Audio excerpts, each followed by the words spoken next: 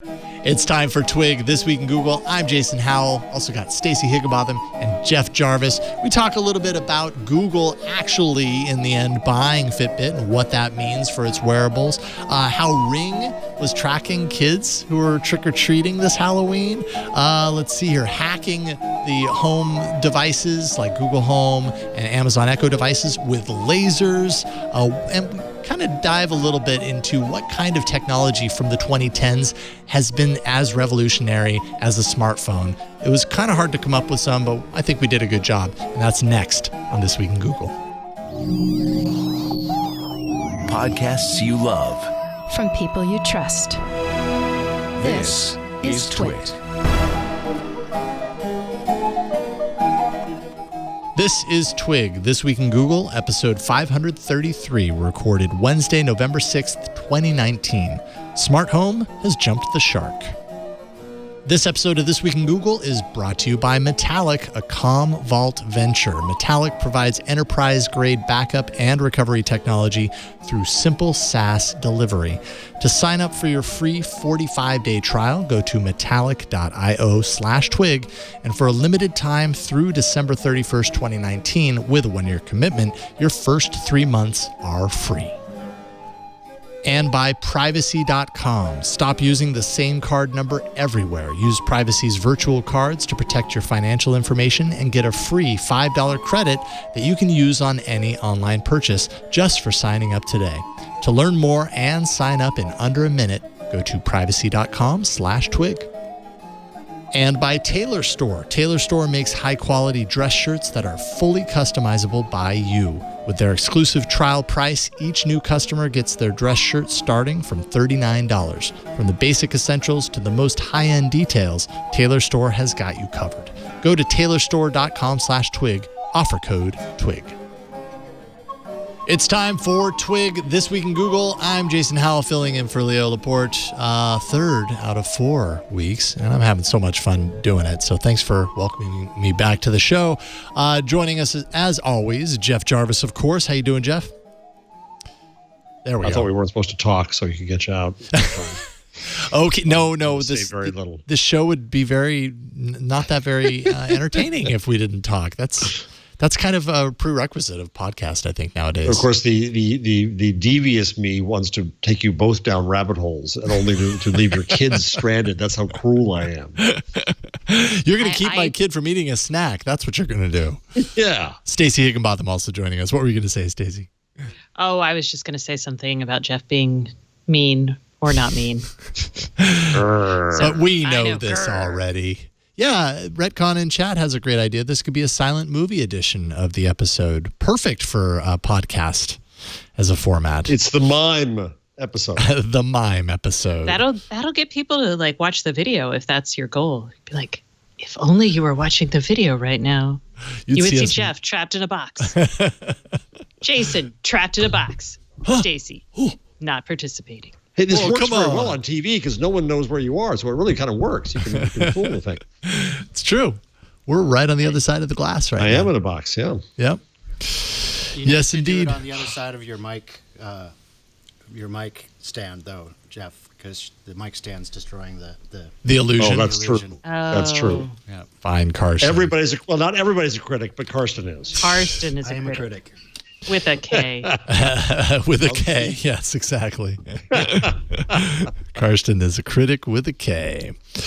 Let's see here. So we got some stuff. Although I feel like this top story was it last week's top story? The whole Fitbit thing? No, it wasn't actually. Friday. So they speculated on Tuesday. The speculation came out, and then Friday they announced it.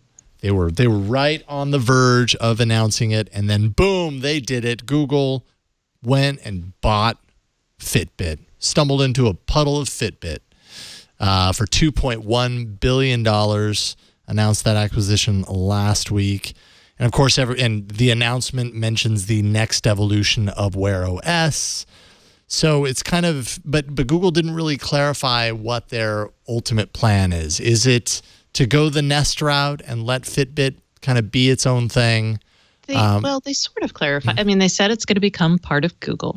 So it's that's not true. enough of it. That's true. It's that's under Rick Osterloh, so devices and services. All right. I mean, did they give the acquisition isn't closed, so I wouldn't expect them to have the full plan that they could tell us all right now. Right. But I feel like we've got to, and he said that it's going to make Wear OS better, blah, blah, blah.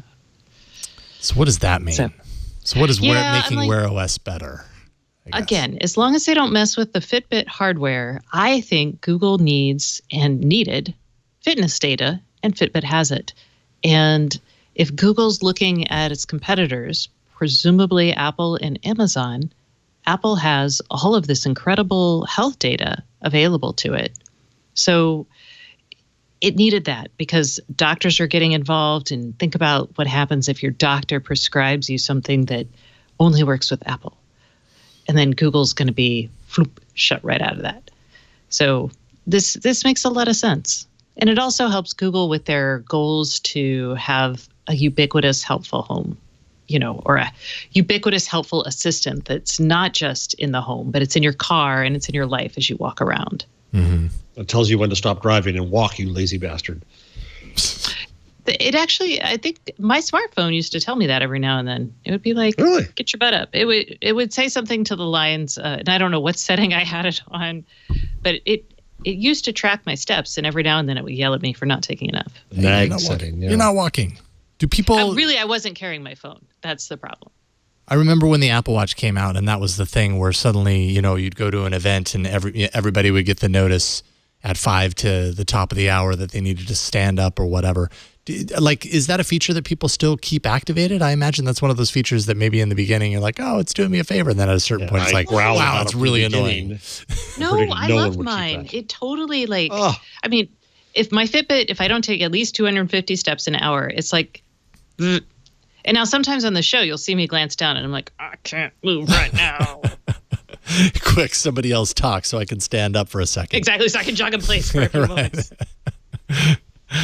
All right, so yeah, you're right. I mean, I think prior to the announcement, the rumor was saying that Alphabet would buy, and then maybe that was a little bit less clear what that would ultimately mean. The announcement was made that Google is buying Fitbit under Rick Osterloh, so that really does shape things a little bit more than what we knew beforehand. What do you think this is going to do for Fitbit, current Fitbit users? Because, I mean, again, it goes back to this thing that Fitbit was, its own brand, successful or not. I mean, I think people vary in their opinions on whether Fitbit is a raging success or has stagnated or whatever. But users have appreciated, I think, the fact that Fitbit was kind of on its own, and now suddenly it's being swallowed up by this big behemoth, and people are kind of a little skeptical about what that means for their health data and that sort of stuff. I think as long as they handle the acquisition as well as Fitbit handled their acquisition of Pebble, we'll be just fine. Yeah, and I would say Google has a lot of... so I really don't want Google to mess with the hardware. Exactly. Me. Just kill it all. What if I could tell I do fitness tracking and all these other things. What if I could tell I track water consumption through Fitbit? If I could just say to my Google Home, hey, G, add 12 ounces of water to Fitbit. That would be nice. Mm-hmm. If I could say, hey, G, add 130 calories to, whatever. That would also be nice. Or, this is going to sound silly, but I would love to be able to walk by my Google Assistant and have it encourage me. As I walk by, I could use the ultrasonic sensor that they've just activated in their devices, if we want to talk about it later. Yeah. It could be like, oh, I guess it would need the camera for me, because I don't know if it would want to tell my husband, yay, you've been active for 60 minutes so far today. And he'd be like, what? No, I haven't. But I think that would be kind of encouraging. I would totally set those things up. But I did once plug in my Fitbit to an electrical outlet that was my TV was plugged into, and I did tell it not to turn on if I hadn't taken 1,000 or 10,000 steps. So I'm a little weird. Fool yourself. Oh, wow. So interesting. Go ahead. No, well, I was just going to say that's interesting. So you basically programmed it so that the TV would not turn on unless you had taken the appropriate amount of steps. I did that several years ago with IFT, and my husband told me to turn it off because he was like, get off your butt or turn that off. I see where you were headed with it, but yeah, there's unintended consequences. And Jeff, what were you going to say? No, I was just going to say I got an overdose of tech hot takes on this story. Yeah, there were a lot. We're going through the practical stuff of what do we wish for and how can it work. But the two obvious hot takes are, oh my God, I threw out the Guardian. I threw out my Fitbit the minute I heard because Google and privacy, and just relax. Nobody cares how much you sweat. And then the other is Google ruins everything that it buys, and their Fitbit's doomed. Well, I think Waze is in fine shape myself, and I just get sick of the tech press not knowing what to write, so they just write some hot take stupidity, and to be fair, Fitbit did have, way back in its beginning days, they did have a little kerfuffle around users having sex, and that being something obvious that you could tell looking at their data that was automatically set to private. So whenever I buy like a new device, I always check my privacy settings and I flip everything to off. But I'm just saying that how could Fitbit know you were having sex because of motions? Extrapolated it because of, I think, time and activity or something. This was, if you Google Fitbit, users, privacy, and sex, I'm sure you're going to come up with a story. This was several years ago. Okay. I don't remember hearing that story. And you didn't want me to talk about porn.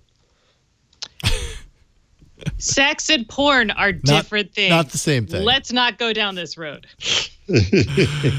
Do I dare enter this search? 2011. Fitbit moves so quickly long. after users' sex stats exposed. And Fitbit actually has done in the past, although people did get freaked out, like they've done some stories, like when San Francisco had the earthquake, it actually did a post saying, hey, here's how many people woke up during the earthquake or something along those lines. Yeah. So there's really, like, from a huge swath of users all around the world, you can start to look at how people behave in physical trends that are kind of interesting. They're interesting. I don't know if you can do a lot with them, but they're kind of fun to know. Kind of along those lines. I'm trying to find the story because I'm pretty certain it's not in the rundown, but maybe it should have been. I'm sure you guys read didn't Ring put out a tweet about Halloween and how Halloween is always its biggest time of year, and had all of this data breaking down by the hour when the doorbells were being rung, and it accumulated all this data and laid it out in an interesting, graph or whatever. And then everybody, of course, was like, oh, so Ring can do this, huh? They've got that granular data that they're tracking of all of these different doorbells being rung, and that's interesting. You could tell which neighborhoods were prime for trick-or-treaters. I would pay for that data because every year I buy too much candy. Whenever I move to a new place, I get so hopeful. I buy a lot of candy, hoping that I can have children come and I can give them candy and see their costumes. Darned it if every year no one shows up. I have to. So Stacey, we live in a houses are far apart and there's long hills up and down the driveways, right? So we're not a good place for trick-or-treaters at all. And my wife has some candy. We shouldn't get much. She gets some. And so this year, as I drove home from work, I said, oh, there's like 8 cars out there with kids. It must come from the neighborhood. And my wife said, how many kids? And I said, I don't know, 15, 20. We don't have enough candy. We turned off all the lights. Oh. So no one would think we were home. Because we didn't want to disappoint. I said, well, That's what are you going to do? You're going to give some kids some candy, not others? Your costume is good. You have candy. So Your costume's terrible. Okay, so you showed that. You know what's creepy about the Ring thing? Is it's like we filmed thousands of kids. Yeah, right. That is creepy. Did you see the one? Did you see the great one? Kid comes to front door, sees there's a bowl outside, sees the bowl is empty, takes some of his candy out of his bag to put it in the bowl. Oh. Everybody's cavelling over that one. That's nice. Yeah. That's nice. That's like the opposite experience of what I had the very first year I installed Ring at my phone at our house, and we wanted to go trick or treating, so we left out the bowl of candy. I may have told this on this show already, but we left out the bowl of candy and went on our way. And when we came back an hour later, the bowl was empty, and we're like, "Wow, I guess there were a lot of trick or treaters while we were gone." The next day, it occurred to me to check the Ring. My Ring account, because I'm sure there would be video. And sure enough, I was able to find one video of these 2 kids. One was on watch. One was totally on lookout. Like out there looking out to the street, make sure no one else was seeing. And the other kid was at the bowl, like dumping it into his bag. And they were all laughing and they run off. And I'm like, Were they old? Got you, kid. No, they were probably like, I'm guessing like 10. And boys? 11. Yes. Yes. Mm-hmm. Of course. Yeah. Yes. It's boys. Because my daughter would reporting the always facts. walk up to the bowl. She'd grab like 2 or 3 pieces of candy and put them in. Now, she would root around for the good candy. But, that's okay. Yeah. Anything with peanut butter. So David Fahrenthold, this is it. Yeah. Look, he looks shocked. There's no candy. What does he do? He walks away. Hold on, Mom. Let me throw some of these in there. Oh, that's really nice. That is sweet. Isn't that the greatest? What candy don't I want? Oh, man, it's a Tootsie Roll. Somebody else could have the Tootsie Roll.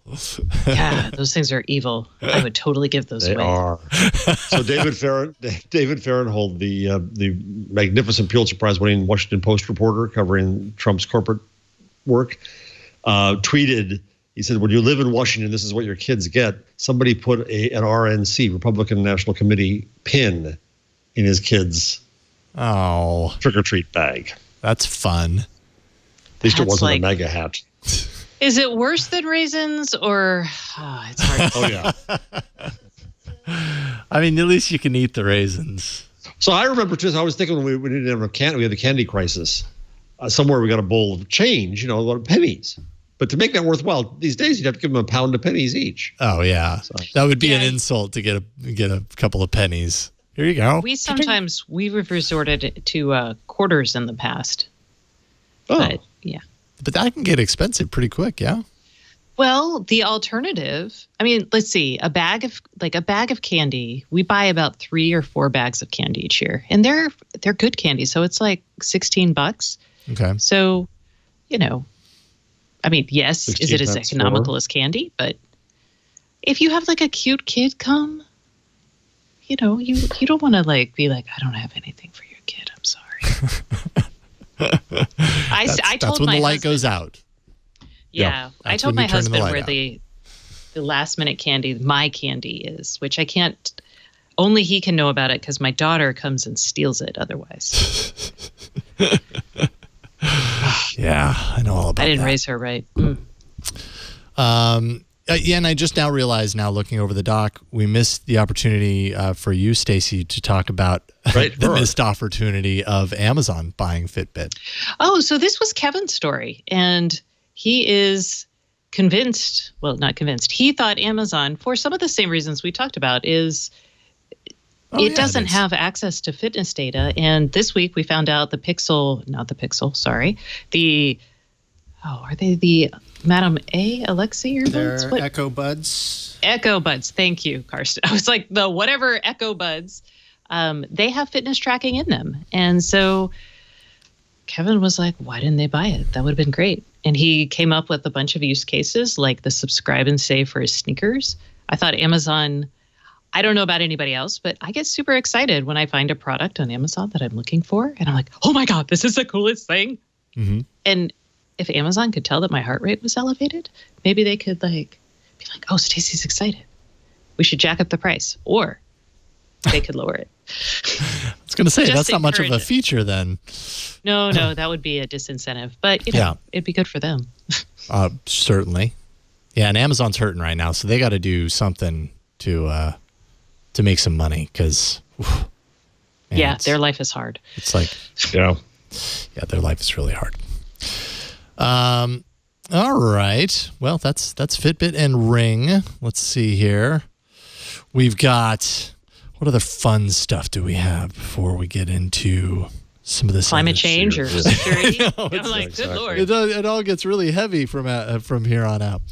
Sure, we can talk about climate change because apparently there's 2 things that happened back to back this week. A little more than 1,100 Google employees signed a public letter of demanding that Google make significant changes to its environmental efforts. They are demanding that Google eliminate their carbon footprint by 2030 and end all contracts that rely on fossil fuel extraction. Also, there were a lot of demands here. Also, to end the relationships with, quote, entities enabling the incarceration, surveillance, displacement, or oppression of refugees or frontline communities. Also, cutting funds for climate denying think tanks, lobbyists, and politicians. All very great goals for the company, but quite and quite a lot of employees. How many total employees with Google? Like, is 1,100 even very like a large cut of the pie? I'm not really quite sure, but I would guess probably not. But still, as of the end of 2018, Alphabet had 103,000 employees, roughly. So it's a pretty small amount of employees, but not insignificant. 1,100, more than 1,100 Googlers signing this. That's least 1%. At least sends a message.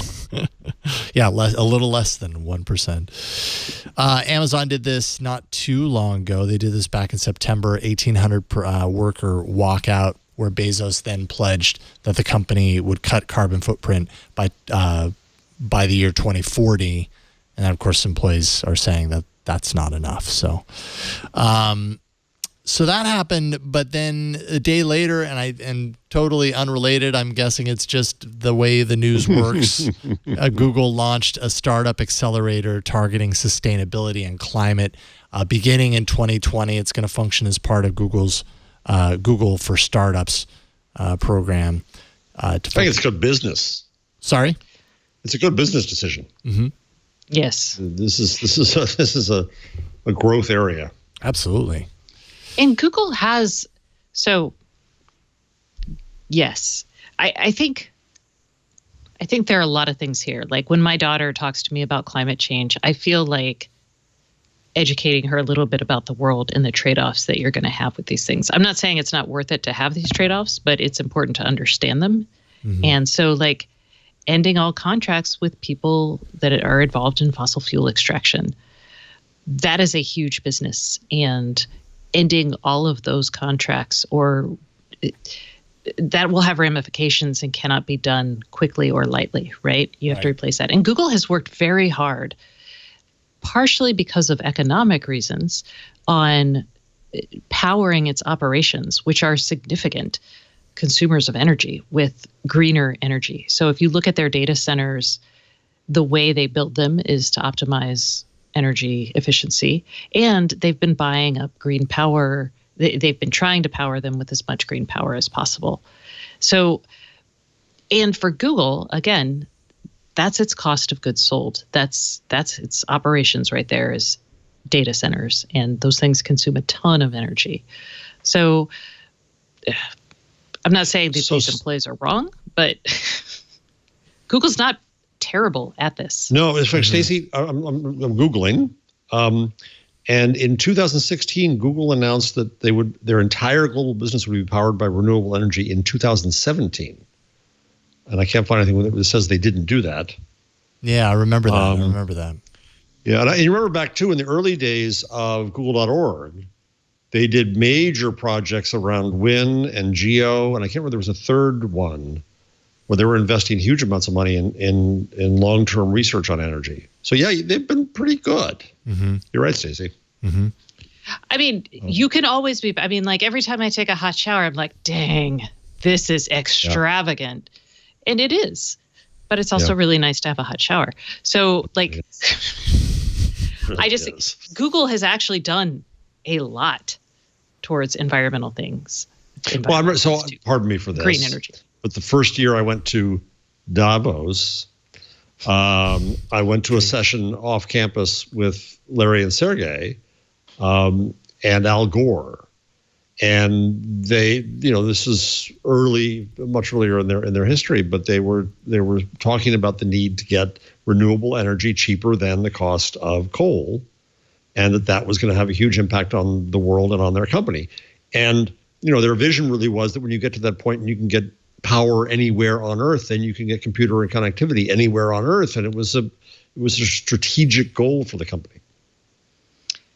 Yeah. And it should be. Yeah. Now, some of these other things, like and relationships with entities enabling incarceration, surveillance, displacement, or oppression of refugees and frontline communities. That's very different. And that's going to be a really, I mean, do you want to be the IBM that was colluding with the Nazis? Right now, you know, people are arguing that Amazon, Google, companies working with ICE and other organizations in the U.S. are morally equivalent to that. And that's a tough line for a company to stand on, or to figure out where they want to stand. So so the climate stuff, I feel like Google's doing a pretty good job. Yes, we can do better. We all should be. But on this other stuff, I'm like, that's me biting my nails. Well, you don't get what you don't ask for. That is true. Maybe it's something along those lines. Going back to the climate for a second. So I think, and someone mentioned this in chat, you know, part of this might be purchasing carbon credits. I know from an operational standpoint, Google's made a lot of changes in order to kind of be carbon neutral. But I know carbon credits are often used to kind of offset things. What like, and I guess this is kind of my lack of knowledge in this aspect of things. But like, what does that actually mean when you're buying carbon offset? Like, is that the same as reducing your energy usage? I mean, the net effect would be the same, or I mean, obviously it would be best to eliminate your carbon usage, period. But is it a good alternative?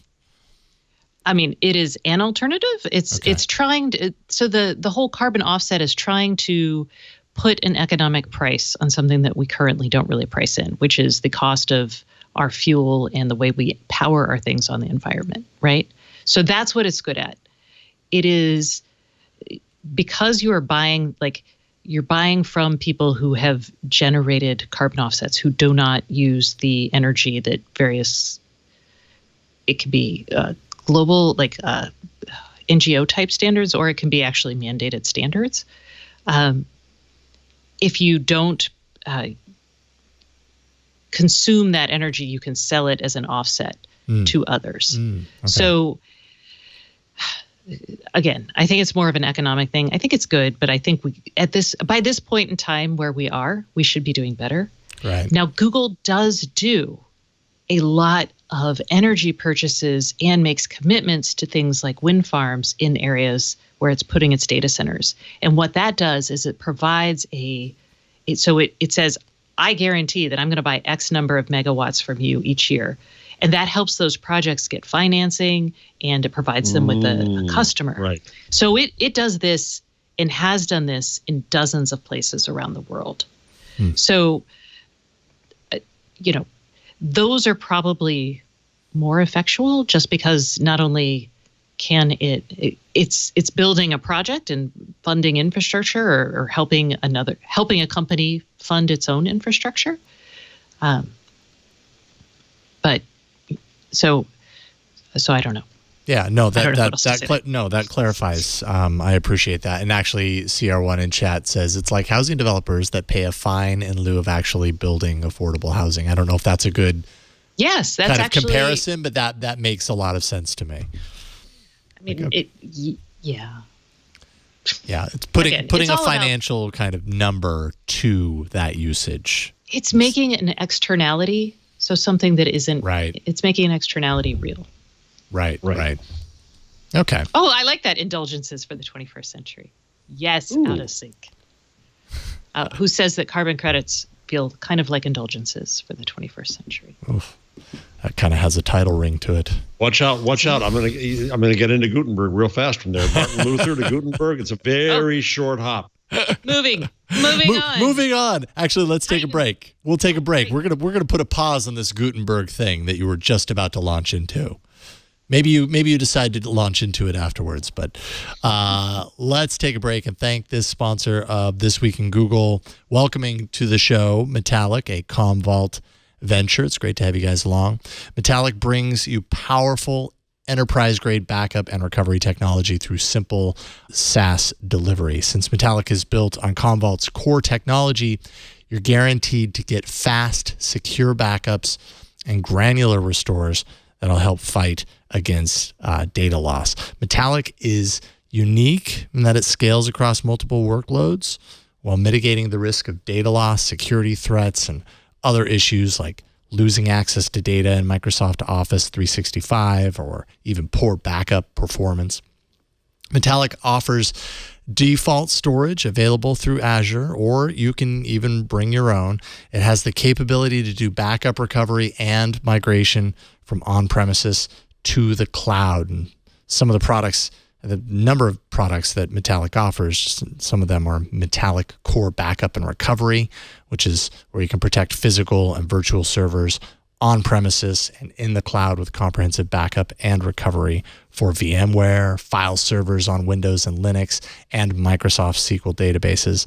There's also Metallic Office 365 backup and recovery, so you can protect your mailboxes, your contacts, and calendar items in SharePoint Online, Exchange Online, and OneDrive, along with unlimited Azure storage and unlimited retention.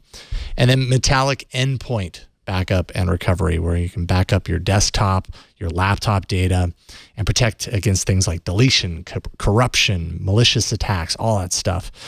Secure data also with encryption, geolocation, and remote wipe functionality. With Metallic, you're going to be up and running in as little as 15 minutes. You're also going to get simpler data protection operations with less downtime and seamless scaling, all with no big upfront investment.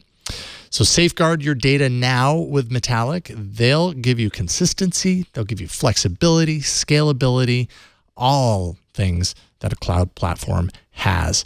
So whether you're protecting 1 terabyte or 1,000, safeguard your data now and later with all the benefits of SaaS with Metallic, a Commvault venture. To sign up for your free 45-day trial, go to metallic.io/twig. And for a limited time through December 31st, 2019, with a 1-year commitment, your first 3 months are going to be free. So check it out. That's metallic.io/TWIG. And we thank them and welcome them for their support for This Week in Google. It's good to have you on board. All right. Gutenberg, do we need to? Are we going? No. Okay. I was just teasing you. Poor Jeff. We're sorry. No, we I'm do just love kidding. you. And we love But I am ready to do a fascinating story about porn. Oh, okay, fine. okay. Let's talk about porn. So actually, We'll this trade is Gutenberg relevant. for porn. This is relevant this time. So I went to this. I because I'm doing my Gutenberg research, I go to used bookstores where they always have books on books sections. And there's a place called Oak Knoll in Newcastle, Delaware, that is like nothing but that, huge, thousands of books on books. So I'm in geek heaven, and I come to this book randomly on the shelf, Censorship, For and Against. I think, okay, well that's interesting. I know where I come down. So I'd forgotten this. See if you youngsters know this. In 1968, President Johnson commissioned a presidential commission on pornography and obscenity. And because it was just seen to be ravaging the nation, pornography.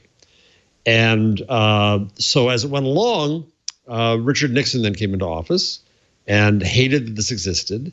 He managed to give an ambassadorship to one member of the commission and put on Charles Keating. Charles Keating was famous for having belonged to groups against bad, porn and such. But Charles Keating was also famous for starting the savings and loan crisis in America, leading to he was a founder of Citizens for Decent Literature, Inc. So what happened was the commission report, the 600-some page commission report, its recommendation was to repeal censorship laws. Well, Nixon hated this. The Senate on both parties hated this, rejected the findings, went crazy. And so then they came out with this book. But I found out as I was researching, a clever publisher took the free government report and augmented it with photos of all the things discussed. And the editor and the publisher were arrested for obscenity, publishing the government's obscenity report, and served prison time. Wow. For that. Wow. So what the hell does this have to do with anything we're doing? So as I'm reading this book, which has positives and negatives from all kinds of interesting people, Nat Hentoff, the father of former New York Times editor Joe Lelyveld, a rabbi, Judith Christ, my predecessor as a TV critic at TV Guide, and so on. Well, as you go through this book, what you see is an incredible parallel to the discussion today.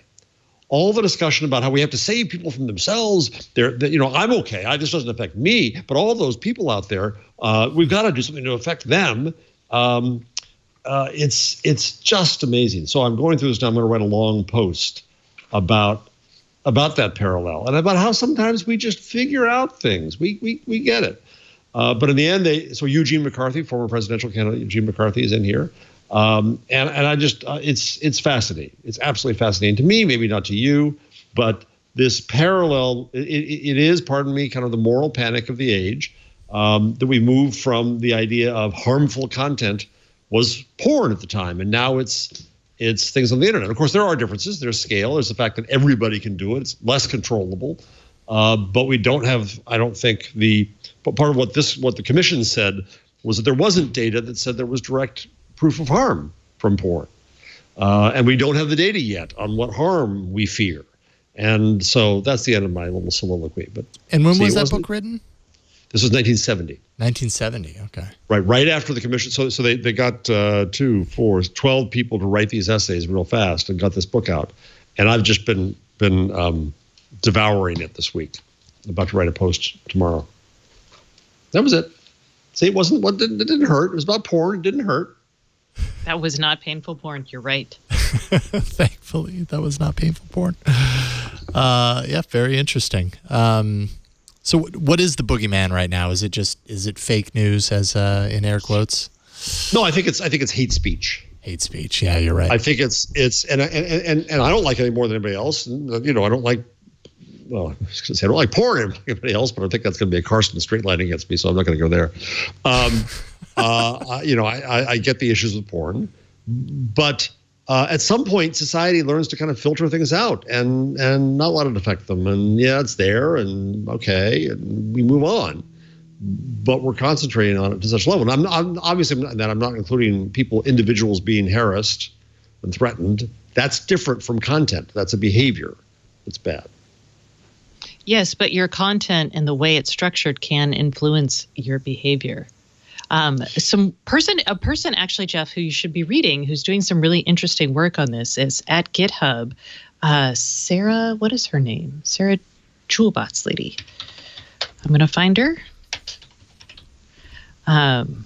Because she is a content moderator, and she's done actually at GitHub, and has done Sarah Chipps, CHIPPS, and she has done some excellent work investigating how the structure of GitHub's commenting features has enabled the community to alienate women or people of color. Mm-hmm. Has she also found ways to fix it? Yes, that's what's so cool. So that's the positive story, yeah. Yeah, she's writing these very thoughtful, and I'm trying to think of where she's writing them, but I'm looking. I'll look for it because they're really good. Please do. And it's actually very much in line with what I think you're probably. I follow her on Twitter, so I see. And again, I'm not trying to defend hate speech. I'm not trying to defend and say everything should stay up. There does need to be work at this, but we're struggling with trying to figure out the boundaries. I lied to you. It's not GitHub. It's Stack Overflow. God, Stack Overflow. Okay. Sorry. Well, she's on GitHub. Well, yes, but sorry, she's at Stack Overflow, and that's where she's writing these posts and doing this. Sorry, my bad. But great. That'll help you find them. It's her pinned tweet. Oh, okay. What a very bad day at work taught me about building Stack Overflow's community. So, wow, that's valuable for our social journalism program. Yes, like that's why I was like, oh, you should love this because it's really helpful. And it talks both about the user experience and how, in this particular one, it's how her experience. Never mind, just read it. I'm not going to summarize something I read like several months ago. Anyway, this she's is also great. a good person Thank to you, follow. Stacey. Yeah, that's a great recommendation. This is so social, Jay. Because I've talked before about a company called Spaceship Media that's in the San Francisco area that convenes communities into conversation. And what they've really done is have developed a methodology for having respectful conversation and productive conversation. That's what we have to work on. Is that bemoaning it and saying the internet's ruining everything is absurd. It's another hot take that's going to be damaging to freedom of expression. But trying to figure out how we work with this, that's and we can do it. We'll figure it out. We really will. We figured out porn. We'll figure this out. Well, sometimes you do have to make a few wrong turns. I feel like we've made a couple of wrong turns with no oversight, and now it's time to start experimenting with oversight and be willing to adjust, because that's how we're going to get there. You're not going to. Well, I'll argue we've made wrong terms with oversight. Well, yes, right to be forgotten and such. Yes. But that's kind of what democracy is. Everybody's like, this is a problem. Fix it. We all fix it. And then you're like, we created new problems. Fix it again. Look over there, squirrel. And I mean, I think what I end up going back to is but maybe the difference now is just scale. Is that scale is such a big difference between what we're encountering now versus in the past, that maybe the solutions it doesn't follow in the same path as something else. Maybe that creates a bigger challenge. Sorry, let me propose that yes, you're right about scale, but scale also is a proxy for another issue, which is unheard voices now heard. I know, right? But I think that's what causes some of the fear and trepidation. And I think we have to include diversity and equity and inclusion in this discussion.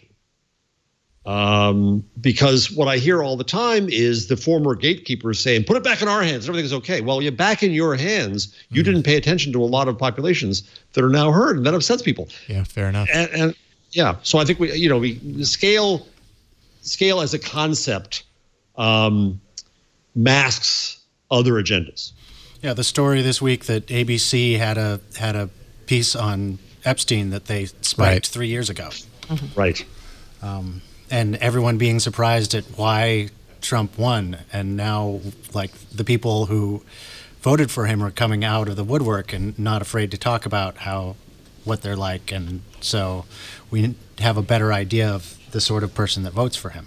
Mm-hmm. Karsten, are you sick? No. You sound very different today. Huh. Every time you pop in, I'm like, who the what? Nope. Yeah, you don't sound like your normal timbre. Huh. Yes, but that's okay, Abby. I'm just like, is Karsten ill? I'm not ill to my knowledge. Are you taking podcast voice lessons? Perhaps that's it. Oh, okay. I should take some of those.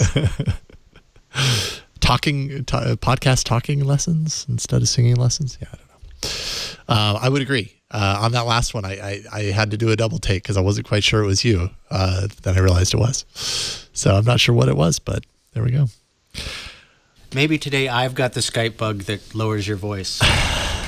You just sounded more normal. Right there. There's right just there, some, I don't know what it is. You do sound different. Does Skype lower people's voice? We've run into a bug on Skype that sometimes people sound like they're on helium and sometimes they sound like they're on Freon. So it's when you can't inhale Freon, isn't it bad for you? It's very strange. It's I had somewhat of a misspent youth, and yes, you can. Does it make you high? Yeah, it's like whippets. It's like really, really intense whippets that make your voice. And really it makes low. your voice low? Yeah. You guys, I didn't know this. But we shouldn't be spreading these things. It's super the youth of America super bad because for it you. could. Yeah. Oh, okay. Super Is helium bad for you? No. Okay. I'm sorry, Jason. Let us get it back on track. No. I just was like, there's an. I have wondered about helium because.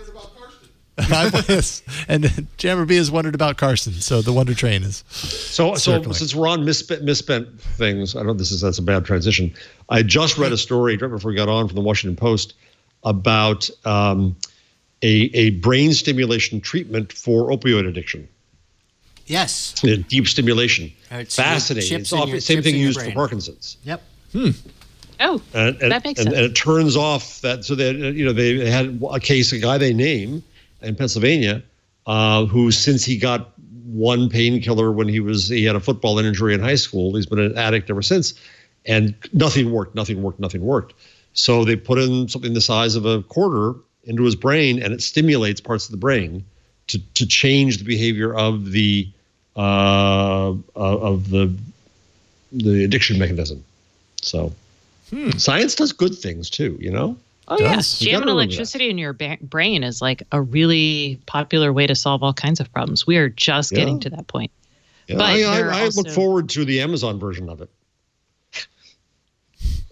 The Amazon Health Helmet, which you stick on your head and it'll zap you. Make purchase now. Dopamine rush. I don't know. That just reminds me of shining a laser into your Home Assistant and explain this to me how that would work. Even. Oh, I'm so excited because Kevin Fu is like my favorite researcher ever. I'm sorry. I'm not sure I know. Yeah, I definitely know exactly how it works. But the story here is that apparently MEMS microphones, like the ones that are used on Home Assistants, are all apparently susceptible to being to something called what they're calling light commands, which is essentially shining a light or a cheap laser pointer or something like that into the microphone, the MEMS mic. And researchers were able to do things like, send commands to unlock doors, visit websites, start vehicles, that sort of stuff. So I don't understand how you're able to do that with light, but they don't either. Yeah, that's very exciting. So what happens is when you shine the light, light, like sound, is a wave. So if you modulate your frequency in certain ways, the microphone perceives it as sound. So basically, just imagine you've got waves at different amplitudes, light, sound, whatever, and that's how it does. But they don't actually know exactly how it works, which is what trips me up. I'm like, yeah, go science. But what's fun about this is it works through glass, and it is viable, although you would have to figure out the proper frequency modulations to figure out. So, you would have to buy the $200-something laser. You would also need to download from some dark website the appropriate code for unlock your door. You would have to hope that there's a door attached to it and it doesn't have a pin. So there's a limit of things you can do with this, and it feels like it's expensive enough to not be an awesome prank. Is it simulating voice, or how is it making the actual command? It's simulating a voice command. But you can't hear it. But you can't hear it because. Or is it transmitting sound? In fact, just using laser. It's using a laser. To transmit sound? No. The laser. So, sound is a wave. Like what we hear is a wave, but light is also a wave. So a laser has waves as well. Life is a wave. And so is it resonating on the mic? Yes. So it is but they don't know how. They don't know how it works, but the idea is that you pick certain frequency modulations for the light, and it's to the device, which does not hear like we do. Right. It gives it the same reaction as a person saying a command. And you've got to think that the MEMS microphone, the way these work is something, it detects a wave. So it's just, when I say something, it doesn't know I'm talking. It just knows that whatever wave's hitting it makes it vibrate in a certain way. So it's doing this when I talk, right? Well, and so it can also listen and read. So when The Guardian was doing the Snowden story, GCHQ, the NSA of the UK, had a fit with The Guardian and went up and insisted that from across the canal outside the editor's offices, bad guys could focus lasers onto the room and listen to everything there. Oh, I think I saw that in a spy movie once. Sounds appropriate, yeah. Yeah. So the reason I think Kevin Fu, and everybody should just stick a Google alert for him and whatever university he's at. Okay, this is pro tip from Stacy, because all he does is hack MEMS. That's all he does. And so if you think about IoT, it's just a bunch of MEMS, right? Because we're taking the signals from the real world and converting them to digital. So in 2017, he did all this research about hacking accelerometers. So he's just a really cool fella. So that's it. Okay, maybe you won't put a Google search, but you should, because he does some great research. You'll keep us up to date here on This Week in Google. And so far, they aren't doing any of this in Jack Ryan yet, because I am 6 episodes in. So I can't say your name on the chat, but I'm with you. Sounds like something you might find on Jack Ryan or something.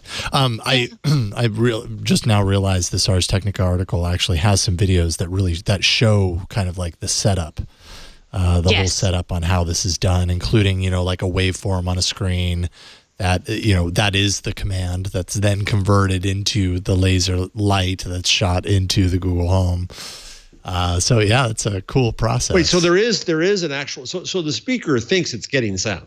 It's getting a waveform, but in the form of, but through light and not sound. But it's looks to me like they're converting the waveform that you would hear into a light waveform. Right. And to the MEMS microphone, it's one and the same. It's a waveform hitting the microphone in such a way that it receives that as the words that it's programmed to recognize. That's my motion right here. Is a wave. And I'm going to ride it all night long. Oh, that's a different song. Sorry. That is a different song. That's a highway. Cool. That's interesting. I definitely understand that story a little bit better than I did initially. So that is fascinating. Science and technology is cool. Let's see here. Google is developing, or at least part of a team of developing an open source secure enclave chip called OpenTitan. So this is, of course, to improve security on devices. The secure enclave exists on the root of trust on the device, but some, would ask how the enclave itself can be trusted. So this is an open source project to kind of address that, and they're basing it loosely on the root of trust chip that's used on the Pixel 3 and the Pixel 4. And they're still developing it. They've got a consortium of companies, nonprofits, and academic institutions that are all kind of pitching in on this open source project. And so it's currently in an unfinished state, but you can go to the OpenTitan GitHub repository and take a look at it as it's going along. And they hope that people do, because they want to have kind of the opinions of everyone as it's developing, so that they can take a look at all aspects of this and keep things even safer. I have a question on this, which is probably a bad sign for y'all. But if you don't know, Stacey, we sure as heck. I don't know if I have an answer, but go for it. I'm trying to understand. So ARM has their secure enclave technology. So their stuff is Trust Zone, and it's a physical section of the chip. Intel has their trusted execution environment. So is this the same thing as that, only it's a Google open source version? That's my understanding. Yeah, it's based on a whole chip, though, not just part of a chip. There's specific root of trust chips that basically there's the security chips in Pixel phones that they're basing this on. So it is a dedicated secure enclave for a device. So it is not so then it is not designed for running an application, ensuring that's secure. It's designed to make sure that the device itself, things going to that are not messed with and tampered with, as opposed to securely running an application from that area. Right. That's my understanding, is that it would be a protection of the device as a whole and not just a particular app or something like that. Then yes, this has lots of variation, or lots of use for the Internet of Things. Okay, sorry. This was something I was trying to figure out yesterday I was like, And IoT, I mean, pretty insecure in a lot of different ways. Do you think something like this would be is of dire need in IoT right now, from your perspective? Not only do I think that, a bunch of other companies and vendors and customers think that. So yes, this is already happening. That's why ARM has done stuff they've actually developed something called PSA, which is it makes it easier to code to their trust zone area so people can have secure devices. It also ties it back to the cloud, so you can basically your device can call back and say, hey, I'm this secure device right here. I'm identified as blah, blah, blah with my private key. And then the cloud's like, are you really? And it's like, oh, yeah, you are. Okay, I'll give you this. And then when it arrives, they're like, hey, did this really come from this thing? And they're like, yeah. And they check, and then it runs. Microsoft has that with Azure Sphere. And there are probably a half a dozen private companies doing variations on this. Okay. So yeah, it's a big deal. Yeah. Or it's a thing that exists. I just realized while you were going through that, you should create a comic book of some sort with where you like Stacey describe explains. Yes, Stacey explains complex technology topics through the conversations of the technology components of these things. Just call it that was kind of a lame. Stacey explaining. That was lame. I thought it was great. Thought it was helpful. Stacey explains. There we go. Show title. Stacey explains. Love it. Let's see here. What else do we have? Can we talk about the Google Nest ultrasound sensing whenever it's time? Oh, yeah. You don't have to tell me about it now. Yes. Let's do it right now, and then we'll take a quick break. Where was this one? I know it's in here somewhere. Is it in there? I lost track.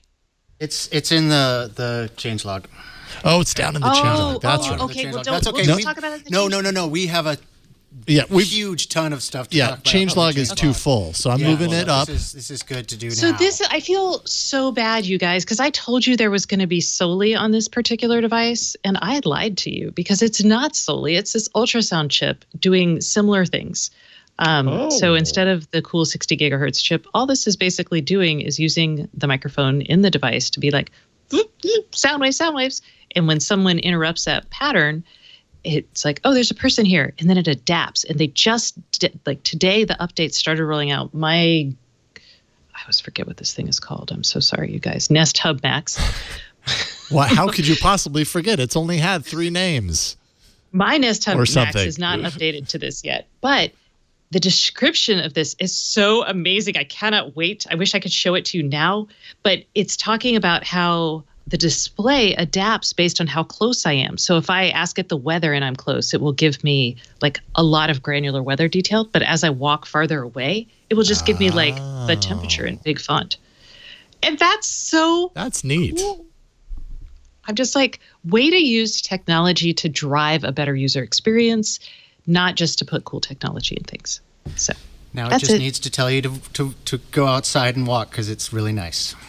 See, and once they've bought Fitbit, they can see me getting closer and be like, oh, you are not approaching that couch. Walk the other way. Keep walking, all right? Keep going, Stacey. Keep going.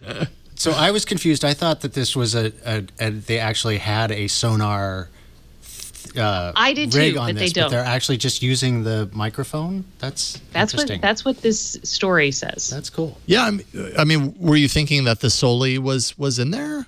I didn't get that impression. I thought it was more like positing, wouldn't that be neat if, but not that. No, I thought that they were going to do, because they talked about the feature, which is detecting people as it got nearer to things. Yeah.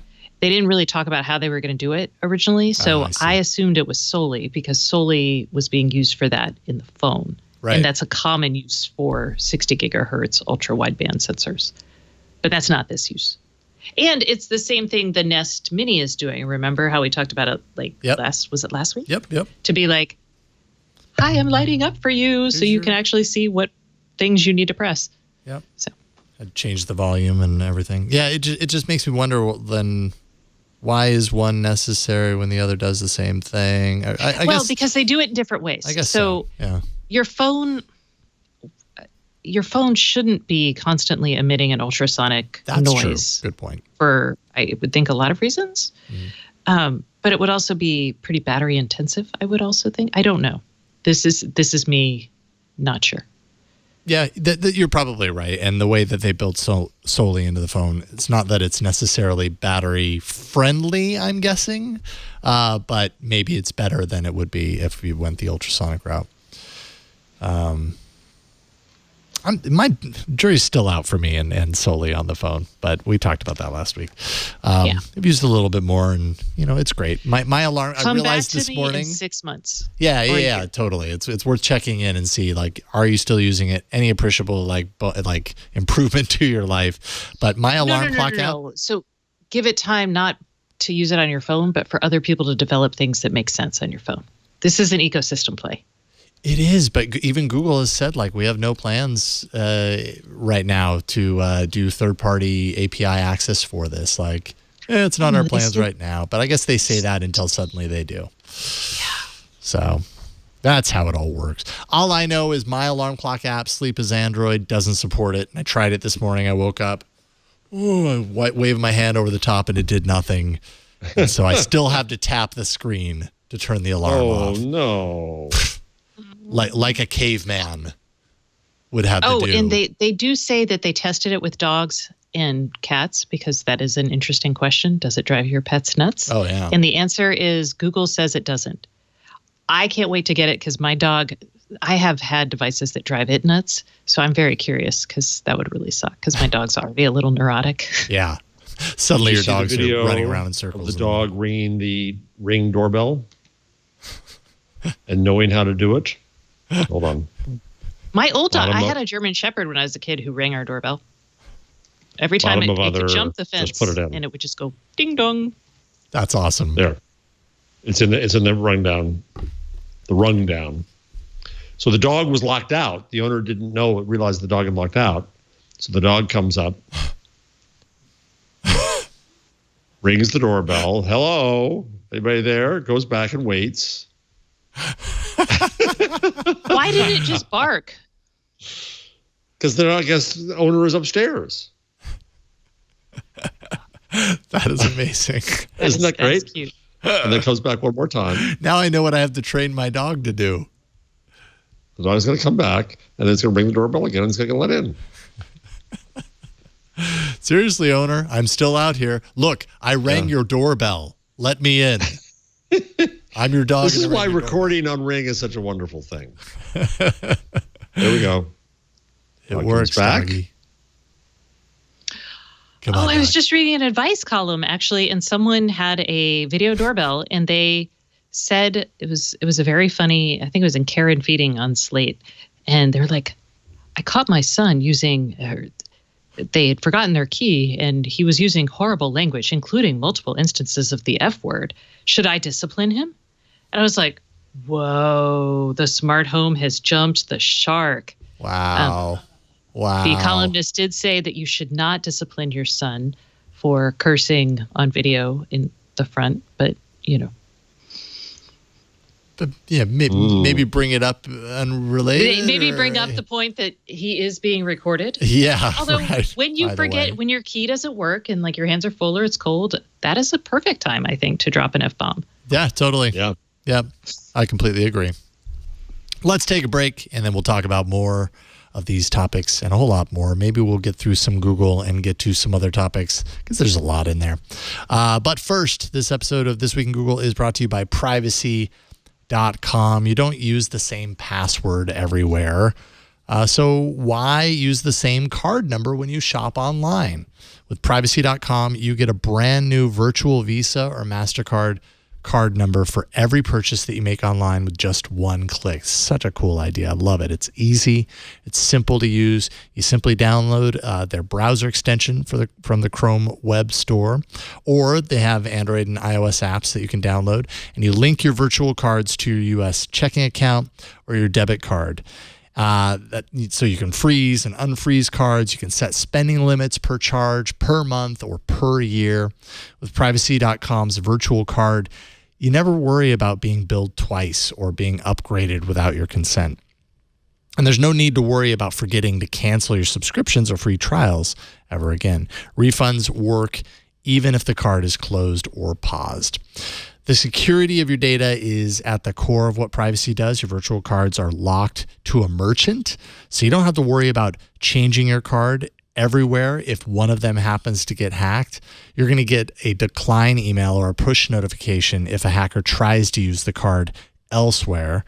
They're PCI DSS compliant and are held to the same security standards as your bank. So sensitive information is secured as well with military-grade encryption. And information is encrypted using split key encryption with partial keys held by separate employees. Now, currently on their free personal plan, you can create up to 12 cards a month, secure merchant, locked, and single use. And now Privacy has just launched 2 paid versions. There's Pro and Teams. With Pro, you get it for $10 a month, access to everything that's included in the free personal plan, plus 1% cash back on all purchases, 36 cards a month, and more security and privacy features included there. If you spring $25 a month, you get the Teams account. This is for those who own a small business or are in charge of a team. You get access to everything that's included in the Pro version, plus you get a dedicated account manager, access to 60 cards a month, and transaction limits tailored to your business needs. Privacy believes customers should have full control of their data, so they provide their customers access to transaction data via a webhook API, and they support 2-factor authentication, which is awesome. Protect your privacy and your money with virtual cards from Privacy.com. You can learn more and get a $5 credit off your first purchase by visiting Privacy.com/twig.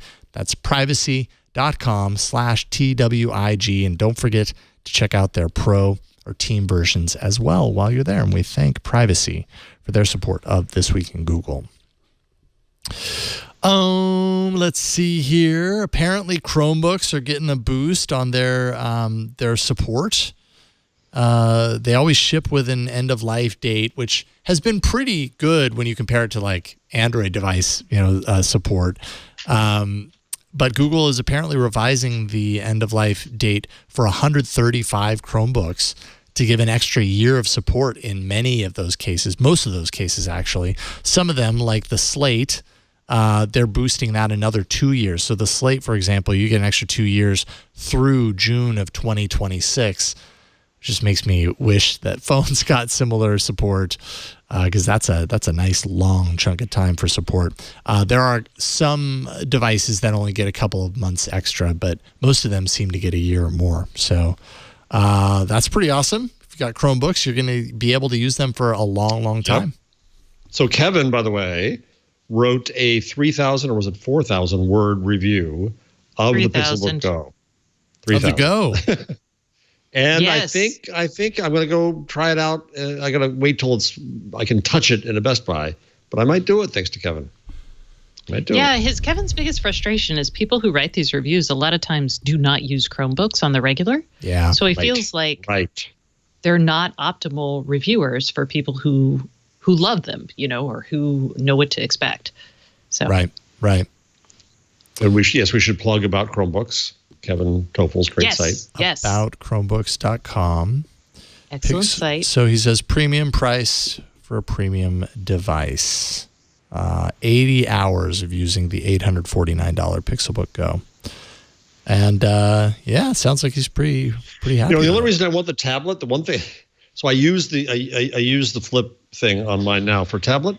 When we take off or land in an airplane, and they tell you to put your large device away, but you can keep your tablet. So I turn it into a tablet and keep watching my show. I'm guessing that's not a major reason to not get a flippable device. You just you hacked the airplane rules. Jeff, how much time do you spend on the tarmac? I mean, really, that's a question only you can answer. A fair amount. So maybe that's worth it for you. I don't know. I mean, I'm not going to lie. I buy some wacky devices. I mean, look, last week I brought Christmas lights that cost $160. I mean, that's true. You are pretty wacky. So Farhad Manju from the New York Times just asked a question on Twitter. I'm eager to get your answers to this. Where the hell is it here? He was asking whether there was anything in the last, was there any tech released in 2010s that completely changed your life?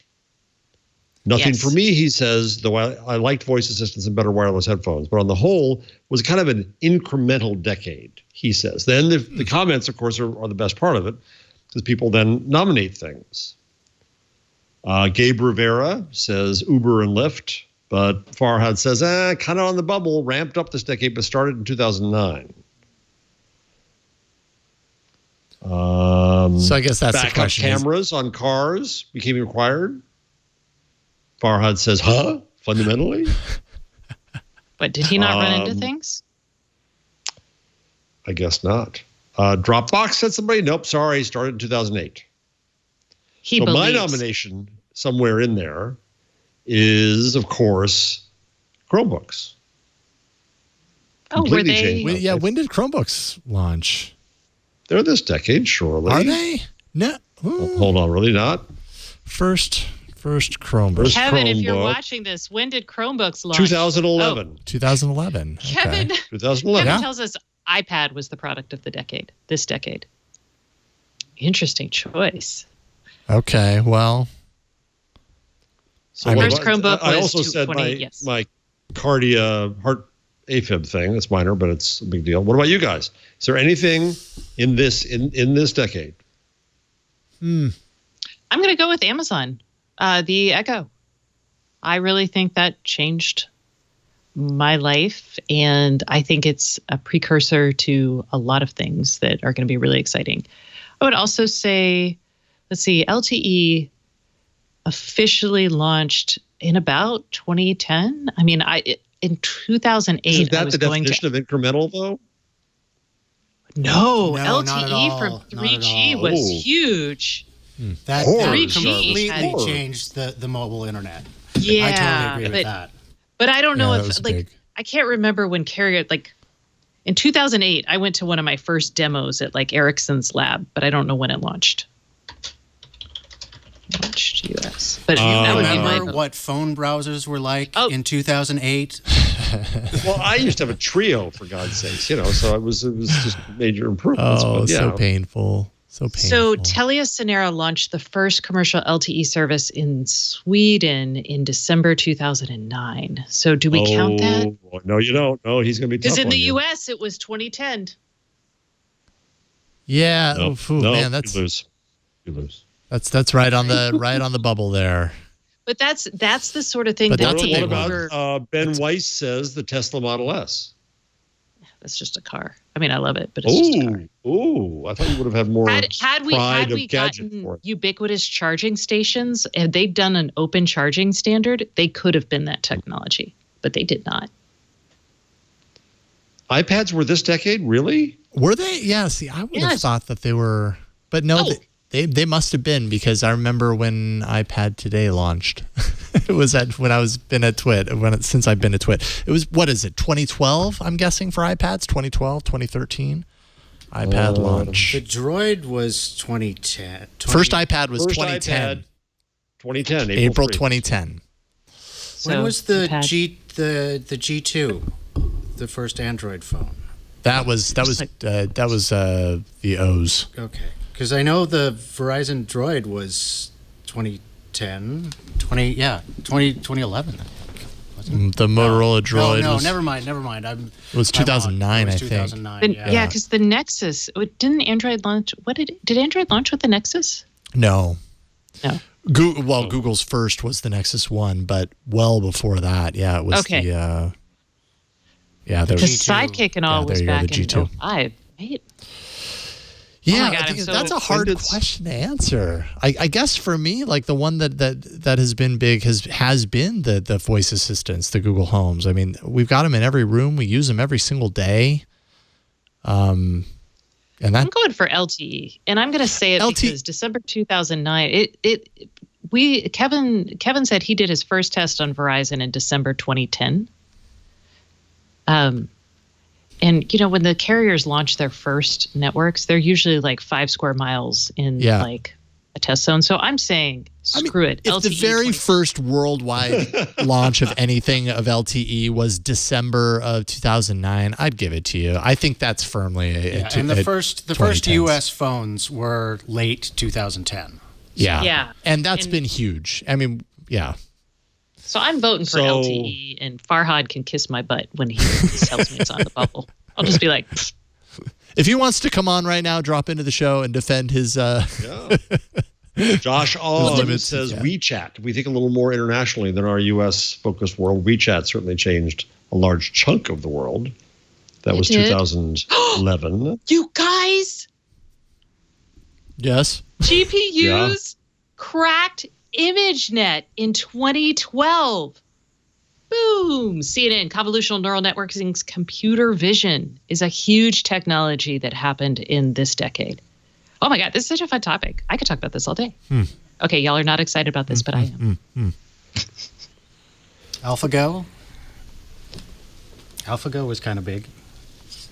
What things But have again, changed your life? But it goes back to, what was his question? That was invented or that just saw a big uptick? Was there any tech released in the 2010s that completely changed your life, like how, or I would say as how, smartphones did, or even a fraction of that? I see. That's why he's trying to argue. It's because he's always negative, Farhad. He's trying to argue that it's a incremental, no big deal decade. He's throwing out wrong. a decade. Because I'm saying we've got LTE. We figured out how to do neural networks at a scale that's possible, like at a reasonable scale and price. So that's huge, and that's having an effect on our lives even today. We just don't necessarily realize it. We just aren't using them like the way we use a smartphone. Yeah, it's not necessarily consumer technology, but in industry, it's huge. Let's see. What else have we come up with? When did say TWIT voice start? Assistants. TWIT? Oh, the show? 2005. Yeah. 2005, yeah. Okay, never mind. I'm like, I see where you're headed. A lot of votes for VR. Did VR really? I guess it was. Yeah, it started this decade. But did it I don't think it change our changed lives my the way life. smartphone did? No. Well, but if you're into VR as a geek, then maybe it did your life. Sure, but maybe not it did for certain gamers and everything. Oh, there's but- one vote here for LTE. yeah, that's I think that's, LTE is a good one. That's the hill I'm dying on. Slack No. changed a lot of I people's mean, Slack lives. is cool, and but like I used to be on Slack every day, and now I don't have colleagues really, so I'm not on Slack, and I don't miss it at all. Right. Inbox by Google. No. Oh. You could Mic argue drop. that the Mirai botnet changed things in a very. Google Wave. We're still feeling the effects Google of that change, Wave. but anyway. When did okay. Google Drive start? Oh, that's What a are, good what are you question. throwing these productivity apps at me? These are apps. These aren't core technology. Oh, cool. Google Drive launched. Google Drive file storage synchronization service launched April 24th, 2012. But that's okay. That's file The storage. combination of Chromebook and Drive, hugely changing for me. Yeah, I mean Chromebook's a big one. I think Yeah. for a lot of people they'd hear that and they'd laugh. But those are the people that that screw Kevin 'em. Tofel's talking about. Or as what was it? As he just said, kiss my ass. Is that what you said? I said he can kiss my butt because I would Kiss my not butt. say Oh, okay. that other word on Okay, well, but you. the show. But hey. All right, that was a little diversion there, but it was a relevant diversion, I would say. Kickstarter launched in 2010. Kickstarter affected a lot of people's lives. Yeah. Yeah, I like that AWS launched the first cloud service. It was S3 in 2006. And Oh, EC2 yeah, came yeah. soon after that. Yeah. And Google Cloud and Azure. I don't know about Azure. They may have been that late. Dominates. Let's see here. All right. So Change log? I don't know. I keep thinking about things I want to look up. I was like, BuzzFeed. No. Sure, we can do the change log. Let's do it. Well, no, I'm just like, what are, I was so what are we checking. doing? Was there anything else we want to get through before? Oh, The Google It's okay. Decided. It's okay. We'll do it. Karsten has ruled. He's changed a long time. We can always Carson's like, circle we'll back get you out of around. here on time. We can. I know, right? We're all looking at the clock. We can always circle back around. Oh, this change log is long. You should call it change long. Chrome 79 beta supports web-based VR. We were talking about how amazing VR was for everyone, almost on the level of smartphones. Not really. But no. Chrome-based, web-based VR via WebXR device API. Controllers supported by Gamepad API. And the support's going to come to Chromium-powered browsers, including many of those that you find inside a VR headset. So content developed for the web, but supporting VR and those APIs will make for more dynamic content online. So that's interesting. I don't know how much we'll see that proliferate, but it can now. Meanwhile, Chrome OS 78 stable is rolling out. This includes virtual desktops, which we've talked about on previous episodes. So I couldn't figure out how to get the virtual desktop. I just figured it out. Oh, did you? Yes. I don't have the latest version. I updated just before the show because I'm a good show member. I did it just for the show. Good work. Above the 5 key is that box with 2 lines next to it key. I don't know what you call that. Above the 5. Oh yeah, the switching. You switch back and forth between between browser windows. Well, now on the top there's a new desk button. Oh, okay. And you go to that, you create a new desk. Then when you get the new desk, I couldn't figure out what to do, but you hit Control N and you can get a new browser, and then you have multiple desks. Okay, not bad. We've been waiting for that. I think last time Kevin was on, or one of the times Kevin was on, he was very, very pro this feature. So it also has the ability to have an easier printer selection process, because printer selection on Chrome OS can be kind of a pain in the butt sometimes. And apparently they've simplified things so it won't require setups for connected printers. It'll just see them all and you can connect directly. So that's nice. Google's Area 120 developed Pigeon last year. You may remember this was an app. It was an experimental app, kind of like Waze for public transportation. Initially launched it only in New York City, but now it's going live in Boston, Chicago, LA, San Francisco, and the DC area. So you can use this, I think, to manage, how you get to places on public transportation. I've not taken a look at the app itself, but that is coming to more places. That's because it's iOS only. Oh, I see how it is. One of those Google apps that's iOS only. You can sign up. Which makes no sense. You can sign up for the Android waitlist. Yes, there is an Android waiting list. Yes. Okay. Wah, wah, wah. Well, that would explain it. Thank you, Karsten. Google created a new rewards program for the Play Store called Google Play Points. This is something that they actually launched last year in a couple of markets, Japan, and then earlier this year in South Korea. Now they're bringing it to the U.S. You can sign up for free, redeem Play Points for Play Store credit, items, discounts in certain games, or even donating points to various nonprofits, that sort of stuff. So, how do they use them? Great question. I have no idea what they would do with those points if they buy apps and games and stuff. Yeah. Stacey knows. Whoa. Stacey. No. Breaking news. Alphabet's board of directors is investigating executives over inappropriate relationships. Published 11 minutes ago, the board of Google's parent company, Alphabet, is conducting an investigation into sexual misconduct by executives and has hired a law firm to assist. But Does it say which executives? It encompasses behavior by Alphabet Chief Legal Officer David Drummond. Yeah, that's been out there for quite some time. We knew about that. So this is basically... I'm reading this as I'm... They're doing something about it. Where is the story? This is on CNBC, so it's a legit source.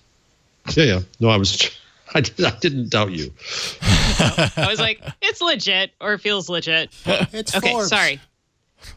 We can move on. I thought it was was there anybody besides Drummond?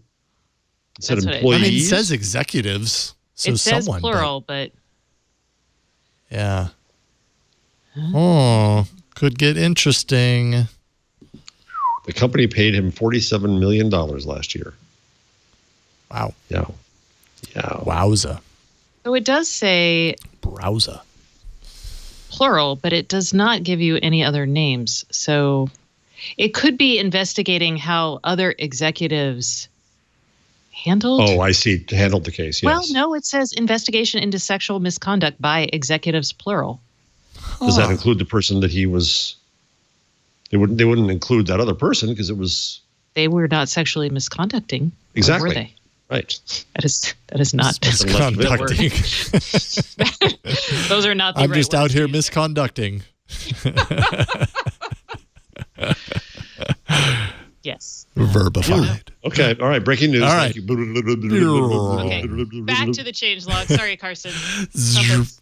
Google into something a little less salacious. Google Photos for Android is updating to allow for frame. Back to our boring world. Yes, exactly.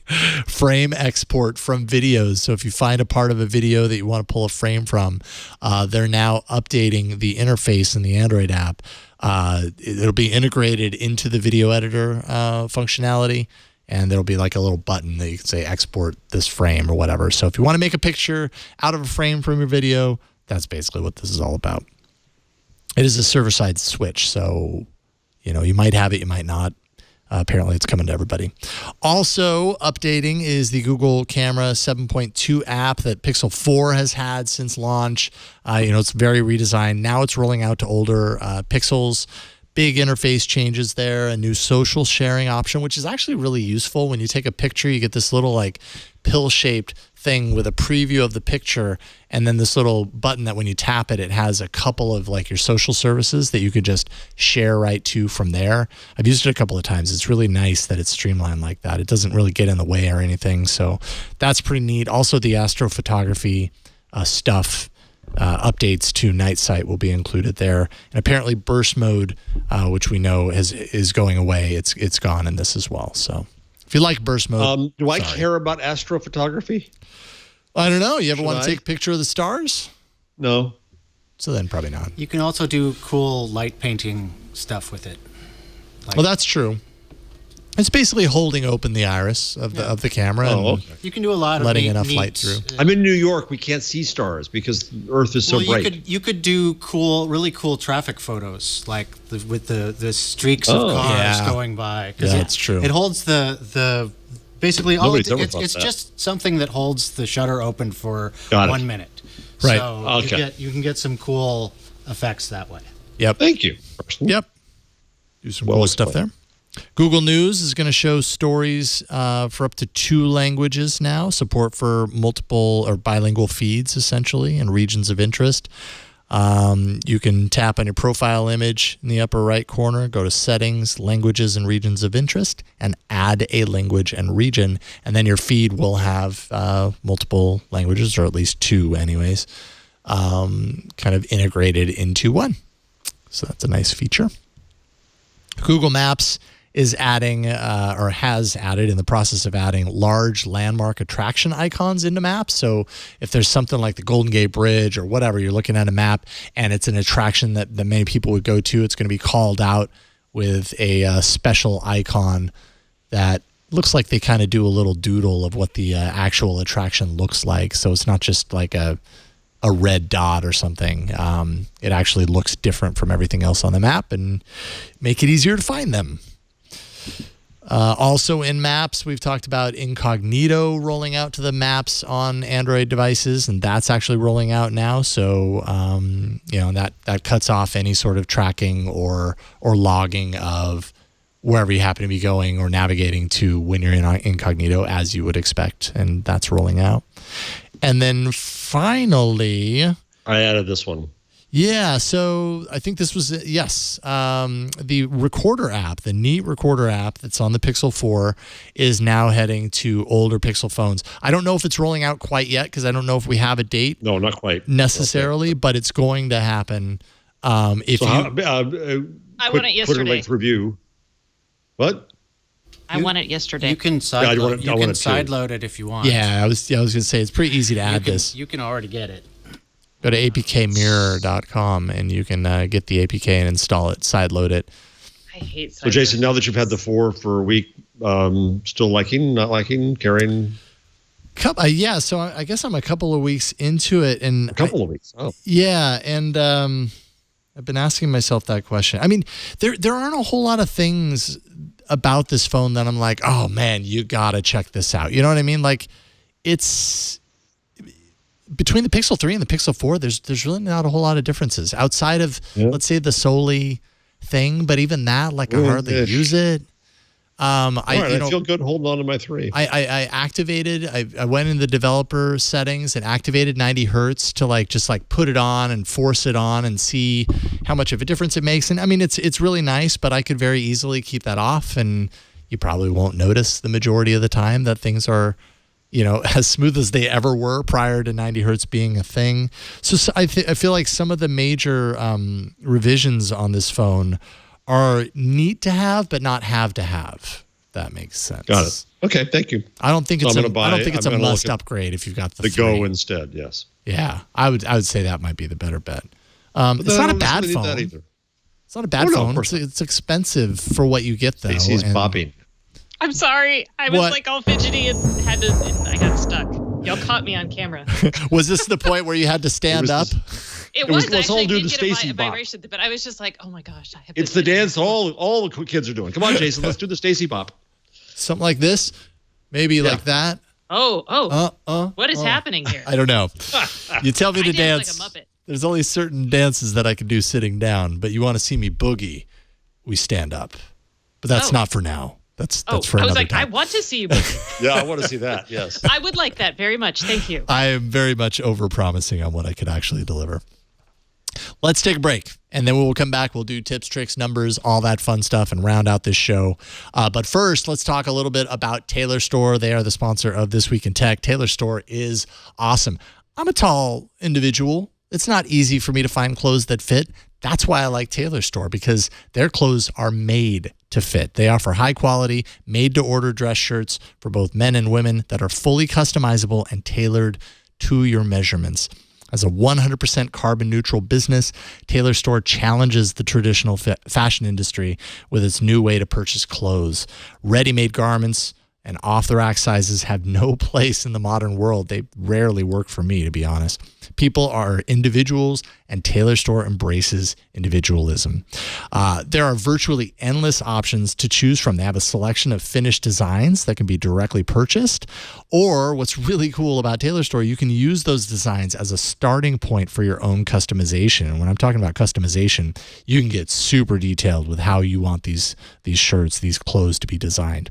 Their perfect fit guarantee takes away the risk of ordering. If your shirt does not fit you as you would like, they will remake it for free.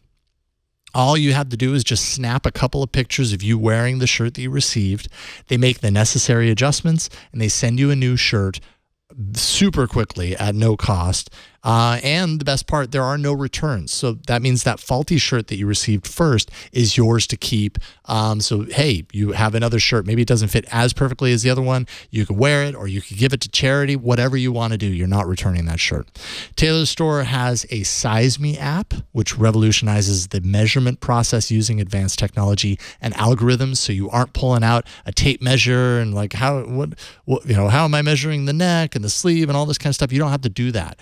No other hassles like that. You just download the app and you let their algorithm precisely calculate your clothing measurements. It takes just seconds. And again, I used this. It worked really well. I received the shirt initially, and it fit the way I had described, but I realized I didn't get any tapering in the body, and so it wasn't as slim as I liked. So I contacted them. I sent the 2 pictures. They sent me a replacement. I kept the first shirt. And I have a revised version of that shirt that fits me slimly, and couldn't be happier. Gone are the days when custom made to measure shirts were an item of luxury. Wherever you are, look and feel your very best in perfect clothes made only for you by Taylor Store. With their exclusive trial price, each new customer gets their dress shirt starting from only $39. That's 50% off the regular price. Go to taylorstore.com/twig with offer code TWIG, and you can get yours. You'll also get free shipping. Terms and conditions apply. That's taylorstore.com/twig with offer code TWIG. Experience the unrivaled fit and comfort of Taylor Store's hand-picked fabrics for yourself. And we thank Taylor Store for their support of This Week in Google. All right. Before so I like, Jason, how you have the shirt that fits you, and then you have one ready for the middle-age spread. Yes, exactly. A couple of years down the line, that second shirt's going to come in really handy. Yep. Exactly. Oh, just maybe in January after the holidays. You never know. It's possible. Yeah. I'll keep throwing it on. I'll be a little depressed when it fits. When it fits, I'll know I have failed. Jeff, you were going back and forth on a number before the show, so I'm going to throw it to you. Yes, I was. So Kevin Tofel came to the rescue, as he does with everything. He sent me a message. 300 is the number. No. That's how many topics you'll be able to follow on Twitter as they shift to an ability to follow topics, not just people. That's a good point. That's right. So apparently this has been like I know I've heard people wanting something like this along the way, and I guess Twitter's been kind of wondering how they were going to implement a feature like this for a long time, and they finally have it. 300 topics to start with, tweets from accounts from people with credibility on those particular topics, whether you follow them or not. So it's going to be kind of a stream based on topic, and you probably aren't following a lot of the people in there. Maybe you end up following them because you like that person or whatever, but that's a neat feature. I like the idea of that. I've actually talked to Jack about this, and he also wants to emphasize being able to figure out how to insert expertise into these things. So you follow topics with people who are good, and I like that idea a lot. You could just follow my list if you want, like super wireless radio nerds. I have a media list. AI nerds, wireless radio nerds. Do you both use the Twitter lists? I remember using them years ago, and I fell off that. I just those are the people I follow. Oh, okay. Your list is your followers, or the people absolutely you follow. Yes. No, I have one. If you're really boring, then Media Wonks is one of them, and then another one is Trump Watchers. Oh, that sounds like a delightful feed. That's what I use more than anything else. Actually, it's around that news. Okay.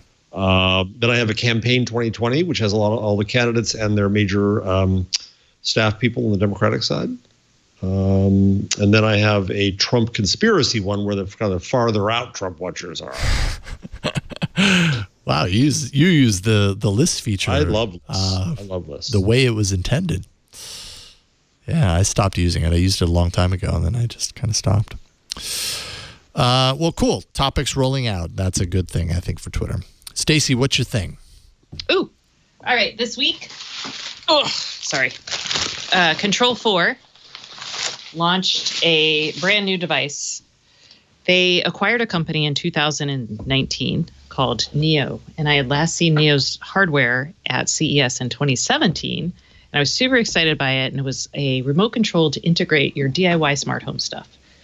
And it was gorgeous. Control 4 bought it, and basically they have now turned it into a gorgeous remote control for Control 4. So I'm going to show that briefly to you so you can see what a beautiful remote control experience looks like. And I also learned that Control 4 now, you can build a system that works with a lot of your other stuff for about $2,000 at a very minimum, which gets you the hub, this particular remote control, and it works with other stuff too, like your Nest, your Hue lights, and other things, Sonos, etc. So here's the remote control. It's very skinny. It's very pretty. It's capacitive touch up here. There it is. And it's nice. I don't know. I don't know what else to say. I just thought it's worth seeing the remote control because it kind of reminds me of the phone design that Andy Rubin tweeted, the super long format phone. Yeah, it really did. Now I can't one quibble, because I don't have a Control 4 system that I have with this, is the charging puck is not both ways. So it's not like lightning. And if you flip to me, so this thing is huge, and you're supposed to like stick the remote in, but you have to stick it the right way or it won't stay. And that makes me sad. Yeah. Seems like especially a little bit of a mess. This is a $600 remote, and it's magnetized. I love magnets. Snaps right in. Do you feel a magnetic rejection when you put it in the wrong way? So at least like you don't think it's in there and just like leave and it falls. No, it just falls over. Just falls over. Oh, look, I can make it sit up straight if I do like this, but it won't be charging. It doesn't actually fit. Well, that'll be confusing then. Yeah. Yeah, it is. But so that was my one beef with this whole thing. And this thing, y'all, I could kill a man if I threw this at his head. I mean, it is heavy. Wow. Sorry. Not that you're angry today, right? Yeah, don't throw that at anyone. I'm not. I'm not angry. And nor will I be. But just making sure. It's got a good heft to it. Is there anything you want to talk about? Love it. Right on. What was the name of that again? This is the Neo remote from Control 4. And Control 4. It is beautiful. Nice. How much does the remote alone cost? $600. Oh, fuck. Wow. Yeah. It's an expensive I wish they remote. had sent me the silver one, because the black one, I feel like you cannot get a sense of how smooth and cute and fun this is. Yeah. It is it is a nice piece of hardware. I have the Harmony remote, and this is much nicer feeling in your hand. Yeah. Yeah, it looks nice. My tip is actually from TWIT.COMMUNITY. If you didn't know, we have a community page, or a forum actually now, TWIT.COMMUNITY. BillBoling on there in response to... I love that this came from the community. I love it. From last week when we were talking about getting your history on things that you do. I don't know if you have my overhead shot, but on things that you do inside, where is... there it is. Okay. I'll do this. Okay. When you have a query down in this, in this little Google bar down at the bottom, we were trying to figure out, like, how do you get your history? And I was like, oh, yeah, well, you go there and then open in Chrome and blah, blah, blah. And you guys sounded a little let down that wasn't a really, it wasn't quite the ideal way to get that history. Well, Bill in the TWIT.COMMUNITY followed through. Basically, you touch the G, and then you touch the G, and then you get this interface, right? Down here is recent. Recent shows Thank you, Bill. everything that you need. Bill. And if that's not enough, you. you can Boy, see they hid that. Yeah, I know. It's not the easiest thing. It takes a couple of taps, but it is there. And Well, that's good, because sometimes you're like really bummed. So when I'm really bummed, I'm going to be like, I'm going to hit my G. I'm going to hit my G again. And then I'm going to hit reset. And then I'm going to be like, thanks, Bill. Every time you do it, make sure and say a thanks, Bill, out loud, and he'll. Oh, I will. So what's this other stuff? So go to the more there. Go back to that. Oh, hold on. Now Go we're to like, the more. There's other things like collections and interests I've never seen. No. Go to the thank you, more. Collections, okay. And interests. I've never. Oh, you have collections. Yeah, I don't know what I'm showing there, but holy shamoly. I have collections that I never even created. And they include what are some interests? weird stuff. Oh, my interests are all whack. I don't have any interests. I'm boring. You may have told Google you don't want to keep it. Oh, I see. oh, interesting. My okay. Google interests have a lot of stock tickers. How do you get Internet an of interest? Things. I don't know. Oh, do you you can set them out right, or is it just following your I search? think it, Yeah, that's a oh good no, it question. totally follows your searches, because mine are things like things I've clicked on in the news and things like leggings, which I know I've Googled, or That's not in my interests. You wouldn't want it to be. I kind of appreciate my hidden area, which apparently I've hidden a bunch of things that I don't want to see, including Justin Bieber, Donald Trump, NBA. oh yeah, I don't have any hiddens, but So I know your I hide things all the anti-interests? time. The Apprentice. Yeah. So apparently there are things, and I think a lot of these were in the news feed. Things would come up, and it's like, dude, I don't care about that. I don't want to read about that every single day. Why is this appearing in my news feed? Not interested, and it puts it there. So I keep telling it that, but it has not put any in there, huh? But it apparently knows that I am interested in Colin Jost and Michael Che, and Frozen 2. There's a lot of things I'm not interested in, many of which I don't even know who they are. Martavis Bryant? Anthony Mantha? I don't know who these people are. That's but I interesting. don't like them, obviously. You're not interested is very Oh my interesting. gosh, I found it. Oh, I'm not interested in Avengers Infinity War, Bill O'Reilly, the Boston Bruins, the British royal family. It's fun to see what you're not interested in. I love it. That's a fun game. Just be careful before you play that game. You might not want people to know what you're not It interested also in. has a category for spoilers. Oh, does it? It won't show you. You can tell it if you start hiding spoilers, it'll remember that, and so it won't show you spoilers for things. That's kind of cool. That is Justin interesting. Bieber's in my hidden interest too. Okay. Not mine. Because it's not just me. I know why that was. It was on one show I did a search for Justin Bieber, And then ever since that show, I would get like things in the feed about what Justin Bieber was up to. I'm like, dude, I don't care about it was a show joke. I don't care about Justin Bieber, and yet he would reappear. So, hidden worked. I have no idea what Justin Bieber's up to, and I'm happy about that. He married Haley Baldwin, a Baldwin daughter. Oh, okay. Now you Dang know. It, now I know. Stacey, I'm not interested. How many different ways do I have to say this? I'm not interested. I would sing the Sorry song, but I can't carry a tune. So. All right, we've reached the end of This Week in Google, and as always, it was so much fun. Stacey, thank you so much for hopping on. I know you have to bolt here as well, but Stacey on IoT.com, at GigaStacey on Twitter, and you are not going to be on next week, right? I am going to be flying back from New York next week. None of us. Aww. I'm going to be in Milan next week. Jeff Jarvis, BuzzMachine.com, in Milan next week. Will not be on the show. No Leo next week. No Leo. Yeah, so it's just going to be me. I'm just going to be at a table. Me and Karsten. Finally, at last, just you're talking. in charge. It's just going to be me talking for 2 hours. 2 hours of Jason. Oh, boy. That sounds like a nightmare. We've got something special planned, so we'll follow that plan and do that next Wednesday, and we will miss you both. I'm sorry that you can't be here.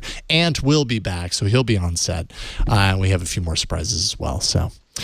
but that is it for this week's episode. twit.tv/TWIG is where you can go. That's the show page where you can find all the ways to subscribe to this podcast as you should, or find it on YouTube, however you prefer. If you want to watch us live, we record live every Wednesday at 4 p.m. Eastern, 1 p.m. Pacific at twit.tv/live. And what am I missing? Oh, best ofs. If you have moments from this show that you want to be included in the best of, you can help us out by going to twit.tv/best of. We are firmly in the time of year where we are picking those moments and getting ready for our holiday episodes. I really can't believe that I'm even saying this out loud, because it's crazy that it's holiday episode preparation time, but that's where we are. So twit.tv/best of, if you want to help us out with that, we'd really appreciate it. Thanks also. Sorry. There's just going to be a supercut of me going, oh, breaking news. Please, if you can note when those happen on time code, viewers, please find as many as you can. And we'll have if we get enough of them, I promise we will have an excited Stacey supercut. A supercut would be fantastic. Right on. All right, have a great traveling week next week to you both. Yeah, and I hope your daughter likes her snacks and that her run in with the basketball is okay. That's right. My daughter got hit in the head with a basketball earlier today. She's okay, but she called asking for snacks for when I pick her up from school. So I just wanted to remind you to bring the snacks. Thank you. I do appreciate that. I'm going to have to run in there and get them. And thanks to Carson. Thanks to Jeff. Thanks to everyone who helps us do the show each and every week. And that's it. We'll see you next week on This Week in Google. Bye, everybody.